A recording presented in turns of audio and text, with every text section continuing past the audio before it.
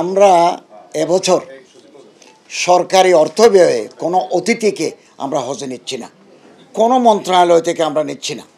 এবং আমার মন্ত্রণালয়ের অধীনে ইসলামিক ফাউন্ডেশন আছে, তারপরে ওয়াকফ আছে, আমার মন্ত্রণালয়ের কর্মকর্তারা আছেন, এগুলো আমরা সীমিত পরিসরে নিচ্ছি। যারা গত বছর গেছেন এবছর আমরা তাদেরকে নিচ্ছি না।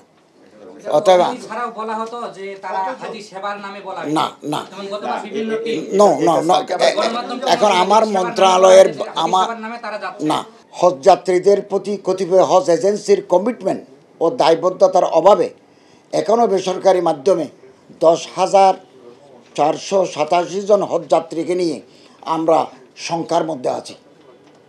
আমরা আপনাদের মাধ্যমে স্পষ্ট করে বলতে চাই, কোনো এজেন্সির অবহেলা বা গাফিলতির কারণে একজন হজ যাত্রীও যদি হজ করতে না পারেন, সেই দায় সংশ্লিষ্ট এজেন্সিকে নিতে হবে। এই দায় কোনোভাবে ধর্ম বিষয়ক মন্ত্রণালয় বহন করবে না। কোনো এজেন্সির অবহেলা ও দায়িত্বহীনতাকে ধর্ম মন্ত্রণালয় বরদাস্ত করবে না। শুধু সাংবাদিকবৃন্দ, গণমাধ্যম রাষ্ট্রের অন্যতম স্তম্ভ, দেশ ও জাতির উন্নয়নে আপনাদের ভূমিকা অত্যন্ত গুরুত্বপূর্ণ। ধর্ম বিষয়ক মন্ত্রণালয়ের বিভিন্ন বিষয়ে আপনাদের নিকটতা আমরা সবসময় আন্তরিক সহযোগিতা পেয়ে আসছি। আপনাদের অব্যাহত সহযোগিতা ও আন্তরিক উপস্থিতির জন্য আমি ধর্ম বিষয়ক মন্ত্রণালয়ের পক্ষ হতে, আপনারা নিশ্চয় লক্ষ্য করেছেন, এবছর হজ কার্যক্রমের বিভিন্ন পর্যায়ে আমরা দেশের ধর্মপ্রাণ মুসলমানদেরকে আপনাদের মাধ্যমে আমাদের সর্বশেষ অগ্রগতি সম্পর্কে অবহিত করে আসছি। তারই ধারাবাহিকতায় আমাদের আজকের এই আয়োজন।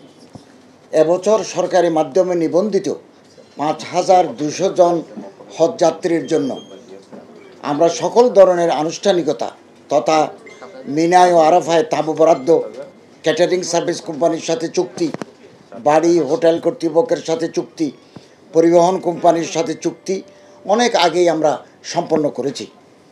এখন তাদের ভিসার কার্যক্রম চলমান রয়েছে এবং আমরা আশা করছি অল্প কিছুদিনের মধ্যে ভিসা প্রক্রিয়াকরণ সম্পন্ন হবে ইনশাআল্লাহ।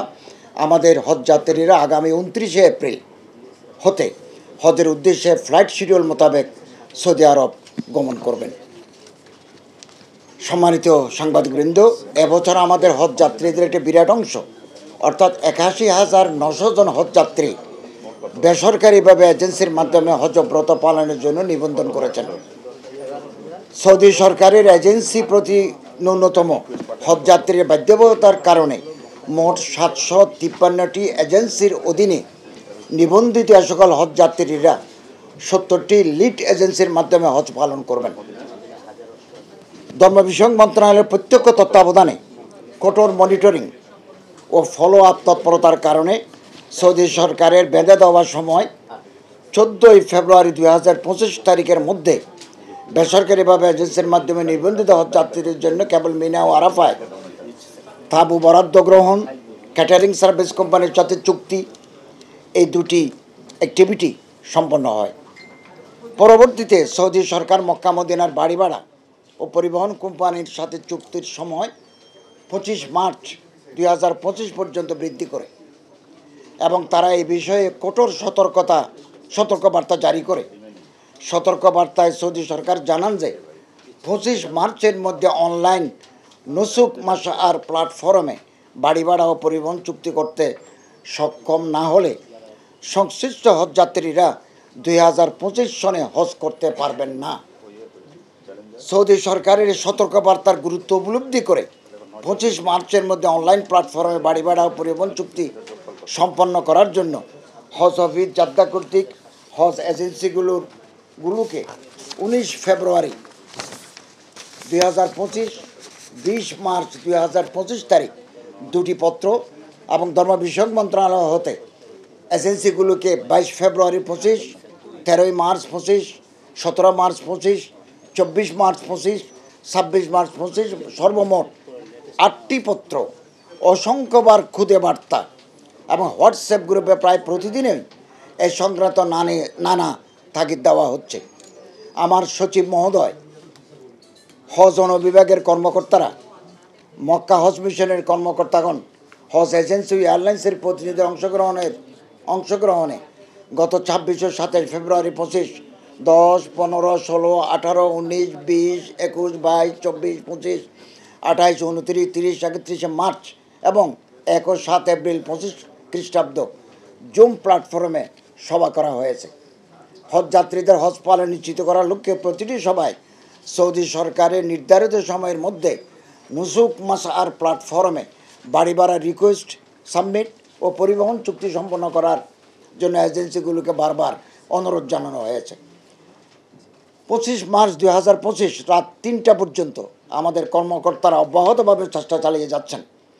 তারপরও কিছু সংখ্যক এজেন্সি নির্ধারিত সময়ের মধ্যে নুসুক মাসার প্ল্যাটফর্মে বাড়ি ভাড়া রিকোয়েস্ট সাবমিট করেনি। সৌদি সরকার পুনরায় 3 এপ্রিল 2025 খ্রিস্টাব্দ পর্যন্ত 10 দিন সময় বৃদ্ধি করে। আমার সচিব মহোদয় ঈদের ছুটির মধ্যে সকল হজ এজেন্সি ও এয়ারলাইন্স সমূহকে নিয়ে সভা করেন। এই সভায় এজেন্সি সমূহকে যথাসময়ে নুসুক মাসার প্ল্যাটফর্মের মাধ্যমে বাড়ি ভাড়া ও পরিবহন চুক্তি সম্পন্ন করার জন্য তাগিদ দেন। গত 3 এপ্রিল বাংলাদেশ সময় রাত 3টায় নুসুক মাসার প্ল্যাটফর্মটি বন্ধ হয়ে যায়। এর একদিন পর 5 এপ্রিল সৌদি সরকার পুনরায় নুসুক মাসার প্ল্যাটফর্ম খুলে দিয়েছেন, তবে এটি যে কোনো সময় বন্ধ করে দেওয়া হতে পারে। উপস্থিত সাংবাদিকবৃন্দ, সর্বশেষ গতকাল 7 এপ্রিল আমার মন্ত্রণালয়ের কর্মকর্তারা হজ এজেন্সি সমূহের সাথে জুম প্ল্যাটফর্মে সভা করেছেন। এজেন্সির দেওয়া তথ্য অনুসারে 8 এপ্রিল দুপুর 12:30 পর্যন্ত মক্কায় 1126 জন এবং মদিনায় 1067 জন হজযাত্রী নুসুক মাসার প্ল্যাটফর্মে হোটেল বা বাড়ি ভাড়ার রিকোয়েস্ট এখনও সাবমিট করা হয়নি।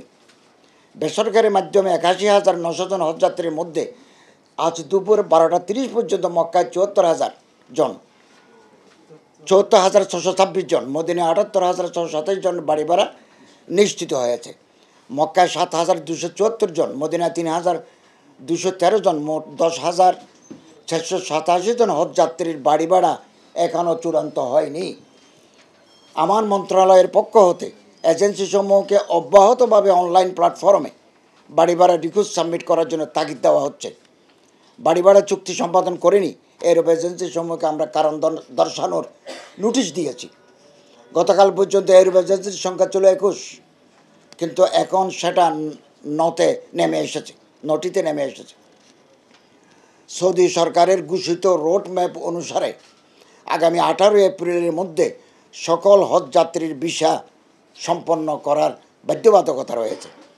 উল্লিখিত সময়ের মধ্যে সকল হজযাত্রীর ভিসা সম্পন্ন করার জন্য আমরা হজ এজেন্সি সমূহকে চিঠি দিয়েছি।